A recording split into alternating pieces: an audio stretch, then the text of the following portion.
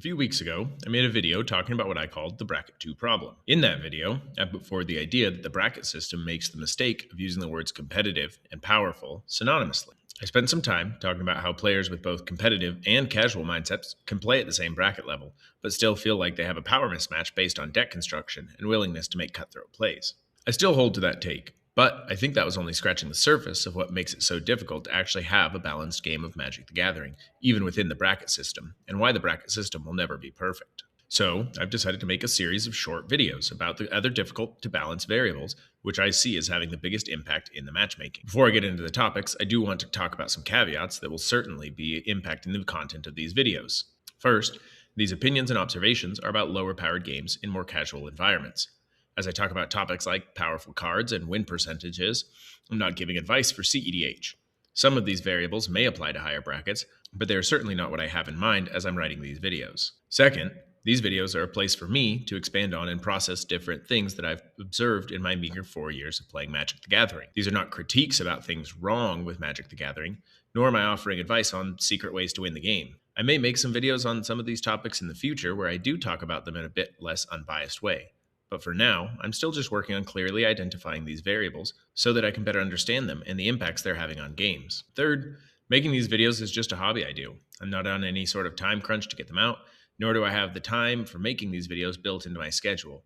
This means I have no clue how long it will take me to get all of these videos made. They'll come out as I get the time and inspiration to make them. With those things out of the way, let's go ahead and talk about our first variable. This variable is a sort of umbrella for all the other variables I'll be talking about in the series, which is why I've chosen to talk about it first. I'm talking about random chance. All the other topics I'll cover in this series will be variables which either increase or decrease the amount of random chance in a game. In order to see why it's so important, we have to first examine random chance as it pertains to a simplified game of Magic. If we reduce Magic to its simplest form, we can see a bit easier how random chance plays in deciding who wins. Players have a deck of cards and take turns drawing them. There are certain cards within the deck that, when played, make the player win the game. The winner of the game is just decided by who draws their win condition first. This means that the outcome of the game is decided once the players shuffle their decks. Essentially, whoever shuffles their win con closest to the top wins the game. This would be a very boring game. The game would be decided purely by random chance and not by any sort of skill or agency on the part of the player. The players in Magic take agency in the way that they construct the deck. The player decides what the win condition is and how they will try to reach it. Now, there's no single win the game card. The best win conditions require at least 2 cards. Plus lands, but remember, we're keeping this simple. Most win conditions take more than 2 cards. With some not so simple math, it's easier to see why fewer cards are better. Let's say your combo requires 2 specific cards in order to win the game. The odds of drawing either of the 2 pieces on your first draw is 2 out of 99, or 1 in 45.5. You get 7 cards to start the game, meaning 7 draws. On each draw, the odds of drawing increase because you're removing a non-win con card from the deck. Your odds now look like this. 7 draws, each with an average of 1 in 43 chance of being the card you need, means you have a measly 16% chance to draw one of the 2 cards you need in your opening hand. The odds of getting both cards in your opening hand are much, much worse, around 1%. That's 1 in 100 games. However, adding a third and fourth card makes it so much worse.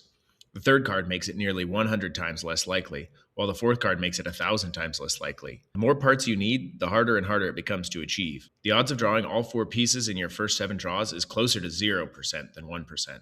Choosing a win condition that requires fewer cards drastically increases the chance that you draw all the pieces you need. The best way to decrease random chance is to draw more cards. Drawing cards both increases the amount of attempts you get at drawing your win condition and also decreases the odds of drawing a non-win condition card by removing it from the deck. You could also run multiple win conditions. If you have 2 versions of a card which have the same effect, you effectively double your odds of drawing it. Underworld Breach is a very common CEDH win condition because it gives the player access to basically all of the cards in their deck, and it can combo with many different cards. Now that we see how card quantities and drawing cards is so important, it's time to think about the other players at the table. These players are also trying to reach their win condition at the same time that we do. If they draw it first, they win.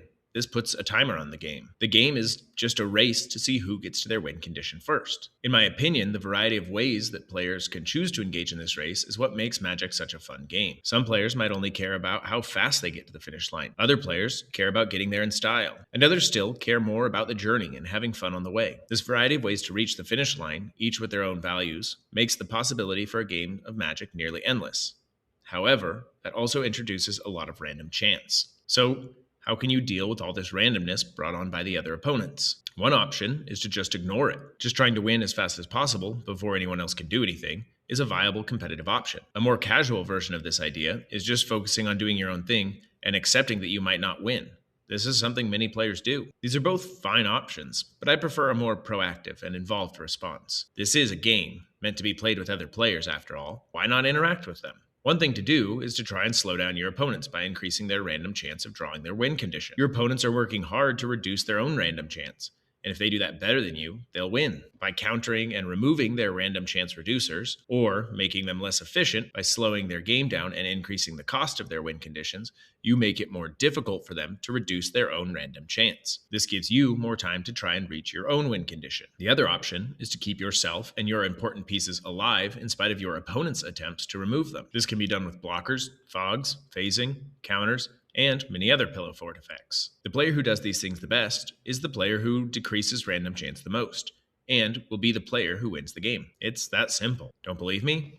What I've just described is CEDH. CEDH decks don't have themes. They have highly efficient win conditions, a combination of a few cheap cards, which, when played in tandem, win the game. Every one of the other 100 cards in the deck is built around drawing into, paying for, or protecting the chosen win condition. Protecting can also mean stopping other players from winning before you do. In CEDH, random chance plays little into the outcome of the game because every deck and player is there with the express goal of reducing the randomness as much as possible. Casual Commander, however, is not remotely the same. Reducing random chance is not the primary goal of the player. Players in the lower brackets typically begin by choosing a neat commander or a certain theme, rather than a specific win condition. If they do choose to build around a win condition, they choose one which is convoluted or suboptimal. They choose it because it's fun, not because it's the most efficient. Theme or goofy win condition, it doesn't really matter. Choosing something less than the absolute best method of reducing variability is the same as choosing to increase the variability of the game. The bracket system could be thought of as a gradient of the amount of variability you should expect to experience within a game. The lower the bracket, the higher the amount of variability. This means the lower you go in the brackets, the more the outcome of the game is decided by random chance, and the harder the game becomes to balance. It's hard to balance something that's not predictable. Lower bracket games have a much higher chance of feeling unbalanced because so much of the game can be decided by just what's in a player's opening hand. In bracket 2, the player who draws a Soul Ring and Arcane Signet in their opening hand has a huge advantage over the other players based purely on the luck of the draw. This happens less at the higher brackets because the average power of a card is much higher, meaning most opening hands have something powerful to do. If not, mulliganing is a safe bet because the average hand is very good. At lower levels, most cards are mediocre, which makes most opening hands mediocre.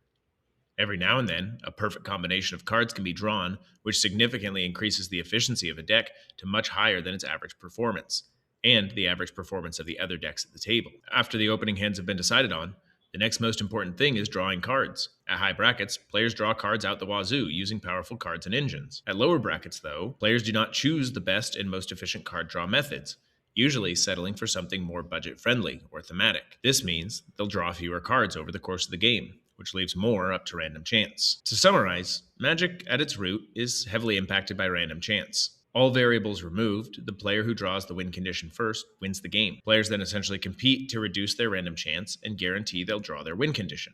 As you reduce random chance, you increase your likelihood of winning. Players who do the best at removing random chance win the most games. Higher bracket players are all about reducing random chance to as close to zero as possible. Lower bracket players choose to leave some of the game up to random chance in order to play a specific theme. The more variability in a game, the harder it is to balance. So high-level games will seem much more fair and balanced because the players have removed as much random chance as possible. Low-power games will feel less balanced in comparison because random chance plays a much larger role. How well the decks play can differ a lot based purely on what cards the players get in their opening hands. The rest of the videos I make in this series, and the video I previously made about mindset, will be about some sneaky variables that I think have a bigger impact on the variability of a game of Magic than meets the eye. I hope you enjoyed this video and maybe learned something new. I know I did while I was making it. If you have any ideas or thoughts, please share them in the comments. What sneaky factors do you think are having a bigger impact on the game than meets the eye? If you enjoyed the video, check out the other video I've made, as well as the podcast I'm a part of, The Magic We Have at Home. My friends and I help one another brew brand new decks, then pit them against each other. It's a great time. Anyway, thanks for listening and have a great day.